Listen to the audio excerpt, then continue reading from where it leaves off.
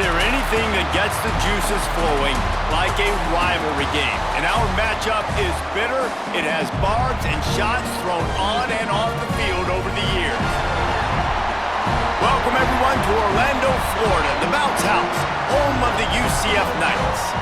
As we'll see a team from the American, the Uconn Huskies, taking on the winners of 3 straight, the UCF Knights.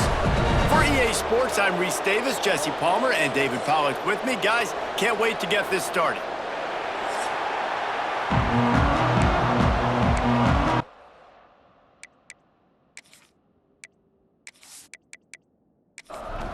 Uconn will deliver the opening kickoff, and we'll get this game going. He'll start the return inside his 5. Not a lot of space to be found. Good hustle by the coverage team, and they stop him at the 21. So UCF's offense will take the field first. Blowouts in rivalry games can be the result of a number of factors. Sometimes teams start pressing. Sometimes it just gets away. Sometimes they didn't have the right mindset. The last time they got together, lopsided. What happens this time, David? But either way, last time affects this time, because all you've heard about is we weren't even competitive. This is a rivalry game, a big-time game. We didn't show up. We dishonored our previous teams and squads, and we've got to do better. That's all they've heard coming into this game, Bob. Yeah, David, I think that was the story the last time these teams played. One team handled the emotion of the game better than the other team. You've got to be able to play within yourselves and play one snap at a time. That last game got away from the losing team. I don't expect that to happen today. The Knights now with a long way to go to pick up the first down. Jackson will throw. Right on the money. Terrific job getting to him. There was nowhere to go. It'll be 3rd and long.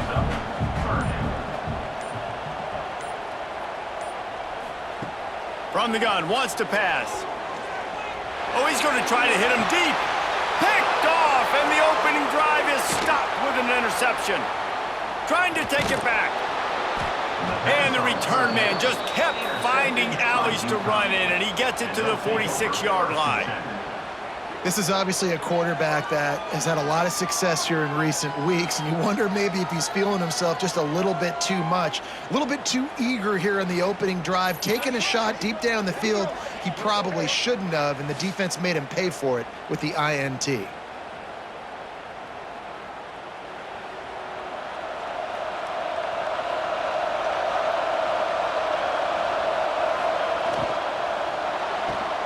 Caught in the backfield, it's Murphy. Tried to hit him with a quick game on 1st down, and nothing doing there. From the gun, give on the inside. And this one will be stopped for no gain. The Bounce House is rolling here on 3rd down, trying to help UCF. He'll be brought down at the 46, and he is well short of that 1st down marker. 4th down coming. Uconn will have to punt it away. He ought to be able to use this first punt to pin him deep. Probably not quite as good as he hoped as it goes out of bounds at the 20-yard line. They'll snap it from the 20 for the opening play of this drive.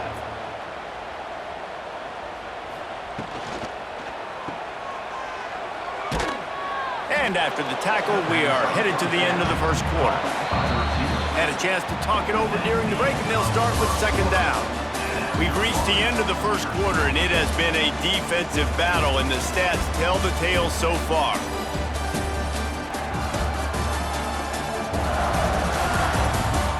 Let's see if the offenses can find a little rhythm here in the 2nd.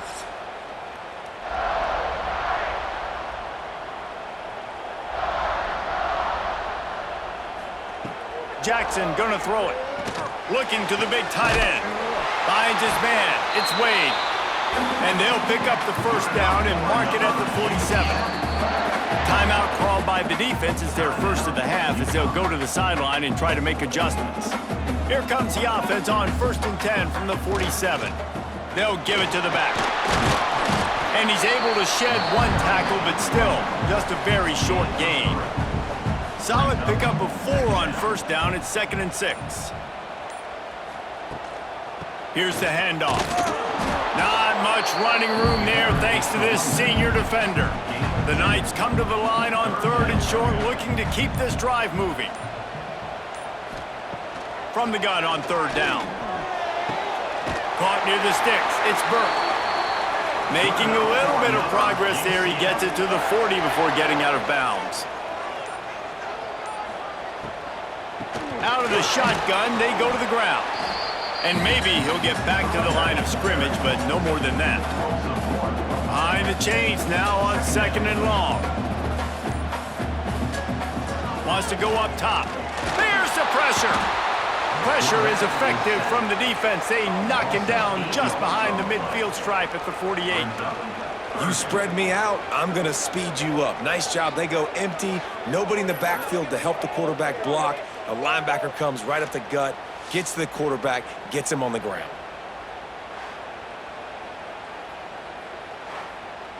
They won't have time to run another play, and we will take it to the 2-minute timeout.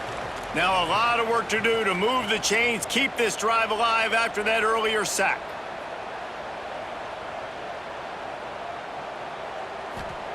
On 3rd and long, he'll need to loosen up that arm. And the incomplete pass will bring up 4th down. The Knights decide to punt it away. First punt of the day, and he'd love to lock them up close to their goal line. First one of the day is off. He was called on 3 times in that victory last week. Plenty of time to work, not any time to waste as they take over here in the final 2 minutes of the half. To the air, it's Fagnano. Makes the grab. I tell you, this slot receiver, he really does give his quarterback a nice option. Runs really good routes. He's got nice hands, and you saw it on that last play. 2nd down, they'll go to the air. Grabbed in the middle, it's Hansen. They finally get to him, but what a play there to pick up the 1st down.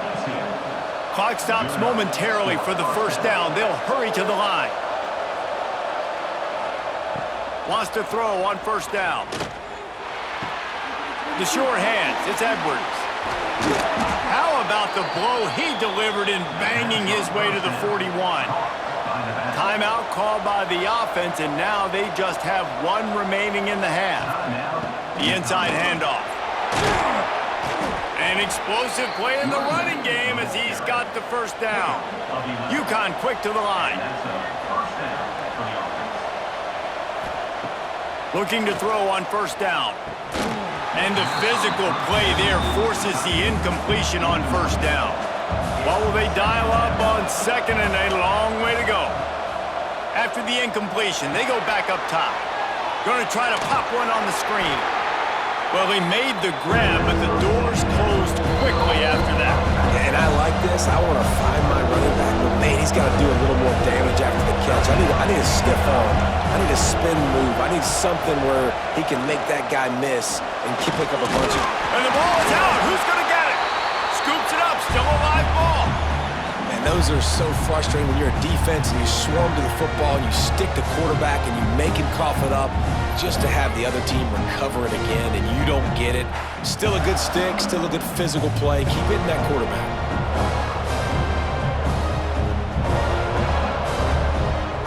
It's 4th down and they'll try the field goal.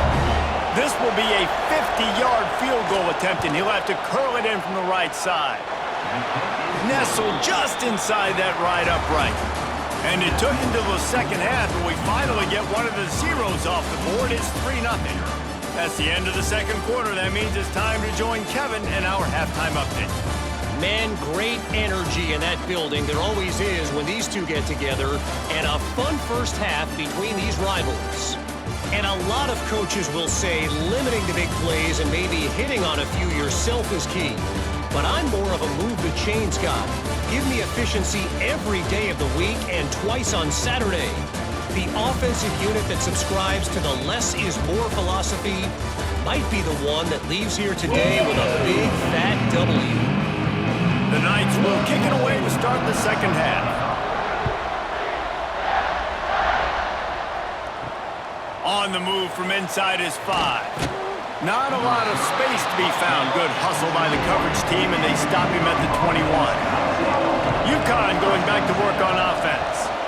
If they could somehow find their way into the end zone, a two-possession lead might feel insurmountable. That'll be a gain of 5 out to the 27.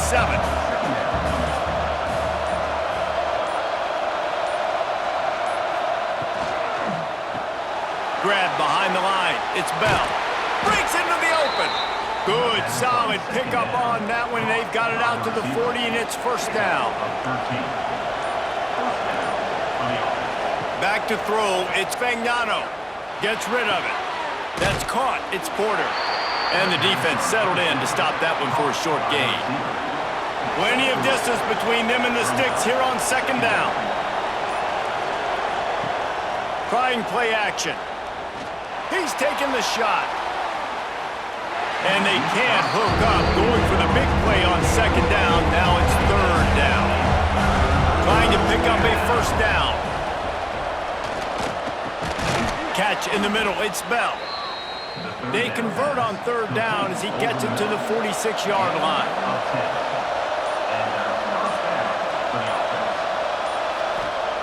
Wants to go up top on first down. Got it in the middle. It's Hansen. Stop is made at the 36, but he picked up 10 on that one and has a fresh set of downs. Wants to throw on first down off the play fake. Grabbed over the middle. It's Murphy. Just making a play, getting it to the 23-yard line. It'll be first down. Not able to hook up there, incomplete. Working well behind the sticks on second down. Misfired on the last play. They'll go back to the air. Not in lockstep there with the receiver. The earth is shaking. Bounce house living up to its name as UCF tries to get off the field. From the gun, wants to pass. Caught over the middle. It's Bell. Doesn't quite make it to the first down marker. He's a yard short. Here comes the field goal unit as they'll try to take the 3. And it's no good. He missed it. It's still a 3-point game after the miss. And sometimes I just feel like fourth down, man, just go for it every time. Like the field goal miss, make rate. And listen, kickers have improved the last couple of years, but you left some points off the scoreboard there. Jackson will throw. Under fire. And the heat was all over him, and that's the way the third quarter will wrap up with a big sack. That's the end of the period, and Uconn has the lead. Let's take a quick look at the national rankings to see how this playoff race is shaping up.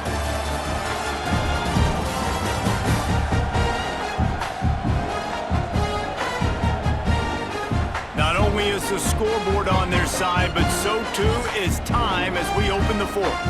It'll be second down as we open the final stanza. Back to pass. Picked off. What a play to set him up. He managed a few yards on that return, but the bigger play was the fact that they forced the turnover.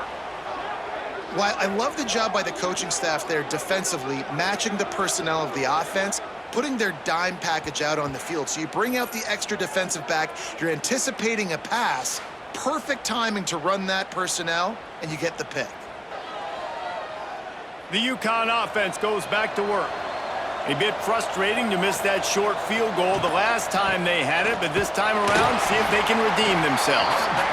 Stop is made almost immediately, giving 1 to the 23. Wants to fire on second down. And the throw out to the sideline, good for just a few yards. And the Huskies come to the line on third and short, trying to keep the drive alive. They'll try to pick up the first through the air. Catch in the middle, it's Hansen. Gets it inside the 5, down to the 4, and it'll be first and goal. They'll try to get it in with the run. And he gets it back to the 4-yard line. No farther than that, no gain on the play.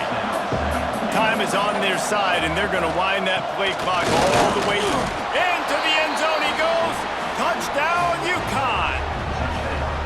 I like the aggressive play calling by the offensive coordinator on that drive as well. There are a lot of coaches that would have played it very conservative, very close to the vest, run the ball, and punt it away. Count on your defense, not this guy. He was going to take some shots, count on his own guys to get it done. And now with that touchdown late, they've got a 2-possession lead. Now they'll line up for what they hope is automatic.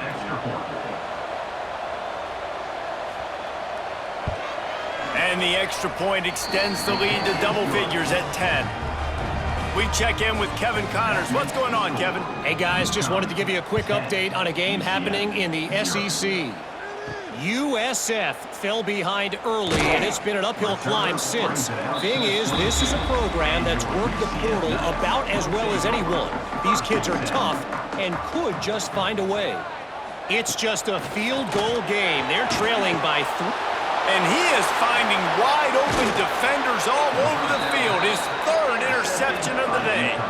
And they'll get him down after a solid return. It doesn't get any better for your defense. You know exactly the situation in the fourth quarter. Everything in your favor. Don't let them make big plays. How about you make a big play? Nice job getting the interception. It's not icing on the cake yet, but it's getting pretty close.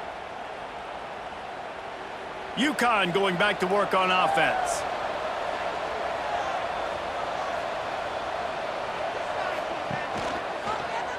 Quarterback on the keeper.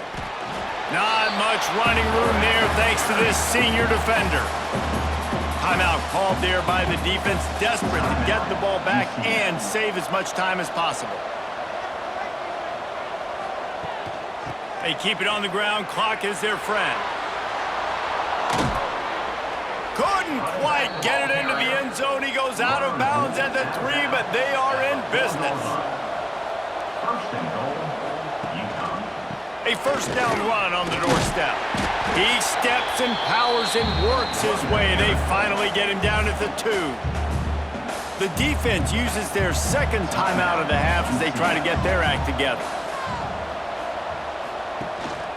Barrels ahead. Grinding and churning close to the goal line, but he'll be stopped inches short.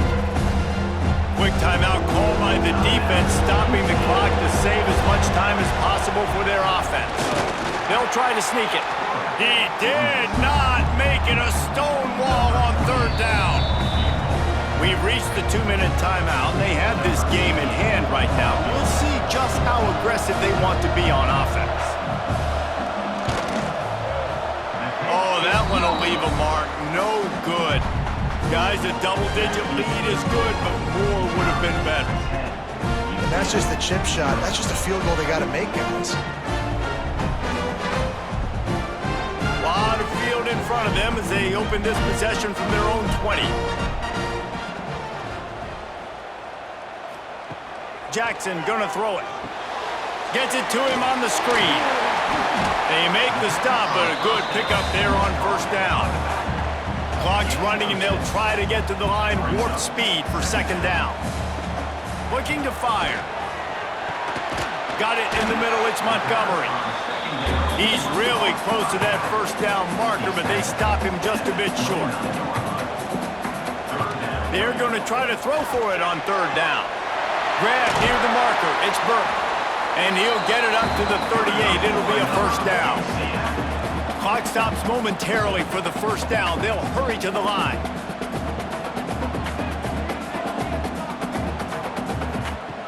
Wants to throw it. The short hands. It's Wade.